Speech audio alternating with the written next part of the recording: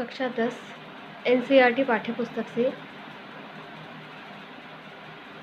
छठा अध्याय त्रिभुज और उसके अंतर्गत प्रश्नावली 6.5 हम कर रहे थे। आज हम उसका 15वां प्रश्न देखेंगे।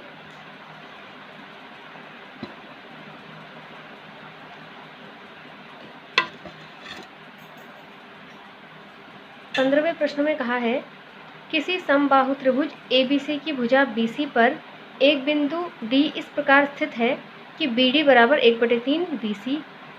सिद्ध कीजिए कि 9AD² बराबर 7AB²। ये चीज़ हमको सिद्ध करनी है। और हमें कहा है समबाहु त्रिभुज ABC की भुजा BC पर एक बिंदु है D। तो हम धीरे धीरे प्रश्न को पढ़ते हुए चित्र बना लेंगे।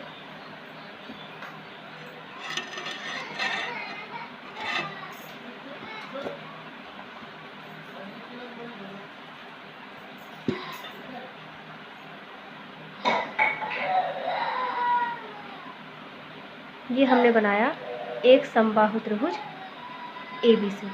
हमें कहा है 15वें प्रश्न में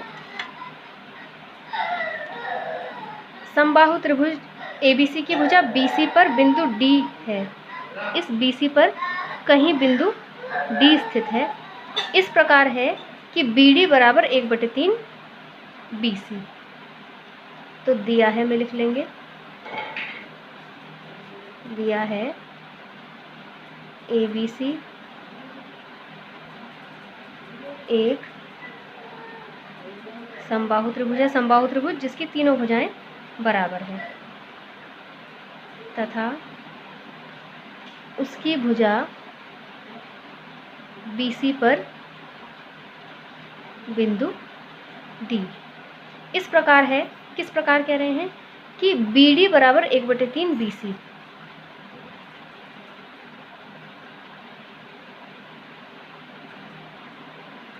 BD बराबर 1/3 BC, यानी ये जो BD हिस्सा है वो BC का 1/3 है।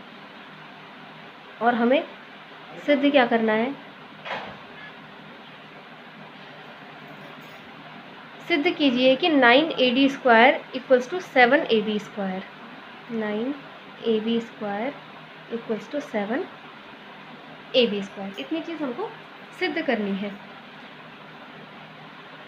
यहाँ पे AD है, तो हमें A को D से मिलाना पड़ेगा ताकि हमारी भुजा हमें AD मिल जाए।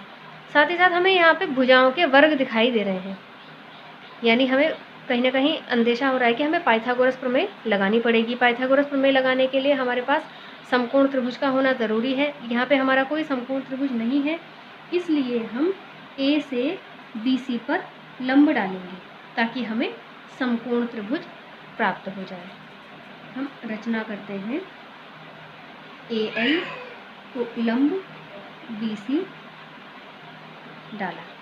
साथ ही साथ हम ये भी जानते हैं कि समबाहु त्रिभुज में शीर्ष से सम्मुख भुजा पर अगर हम लंब डालेंगे तो वो सम्मुख भुजा के मध्य बिंदु पे जाके मिलेगा, यानी ये जो L मिलेगा हमें वो BC का मध्य बिंदु होगा, या ये कहा जा सकता है कि BL बराबर LC। अब हमें जो चीज़ प्रूफ करनी है हम उस पे आगे बढ़ेंगे।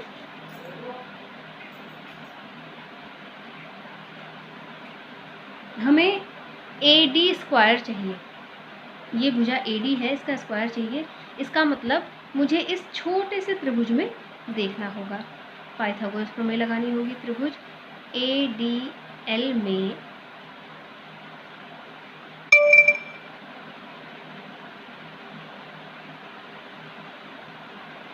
पाइथागोरस प्रमेय से कर्ण का वर्ग बराबर शेष दो भुजाओं के वर्गों का योग।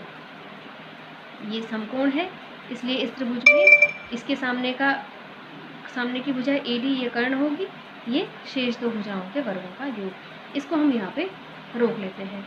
अब हम ध्यान देंगे कि हमें जो चीज़ सिद्ध करनी है उसमें AB चाहिए। AB के अलावा हमें कुछ नहीं चाहिए। और बाईं तरफ AD चाहिए, AD²। तो बाईं तरफ AD का स्क्वायर हमारा बन रहा है। हमें इन सब को, इसका मतलब AB के पदों में बनाना होगा।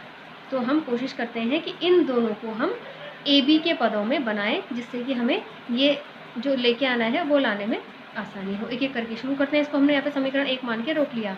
dl देखते हैं, dl स्क्वायर, ये dl स्क्वायर किसके बराबर होगा? चित्र में अगर हम देखें तो dl bl minus bd, dl बराबर bl माइनस bd। हमें लाना है ab। हमको पता है कि ये जो bl है वो bc का मध्य बिंदु है, तो bl की जगह लिख दिया bc/2, और bd हमको दिया था कि bd 1/3 bc है, तो यहाँ पे लिख दिया 1/3 bc। इससे क्या होगा, हम इसको हल कर लेंगे। दोनों का लसापा आया 6, 3 bc minus bc minus 2 bc/6 यानी bc/6। dl का मान आया bc/6, लेकिन हमको लाना है वो ab के पदों में। हमारा अभी bc के पदों में आया है। bc और ab बराबर होंगे, क्योंकि ये वाला हमारा समबाहु त्रिभुज है, इसलिए इसकी तीनों भुजाएं बराबर होंगी। तो ये जो dl हमारा निकल के आया है उसे हम ab/6 लिख सकते हैं, क्योंकि BC बराबर AB है। और वो क्यों बराबर है? क्योंकि ABC समबाहु त्रिभुज है।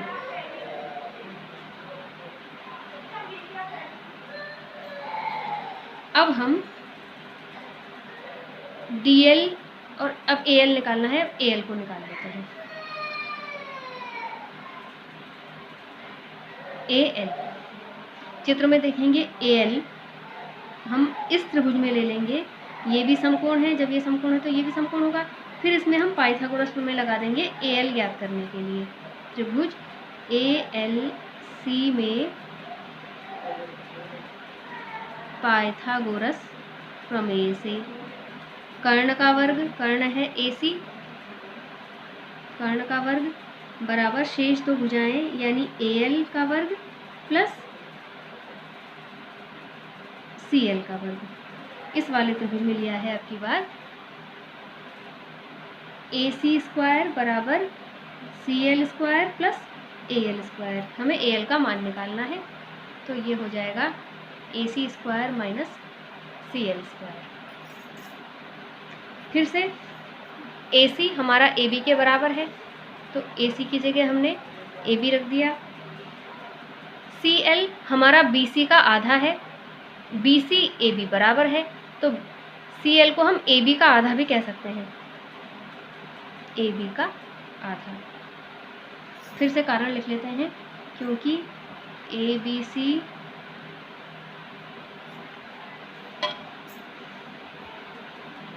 समबाहु त्रिभुज है और LBC का मध्य बिंदु है।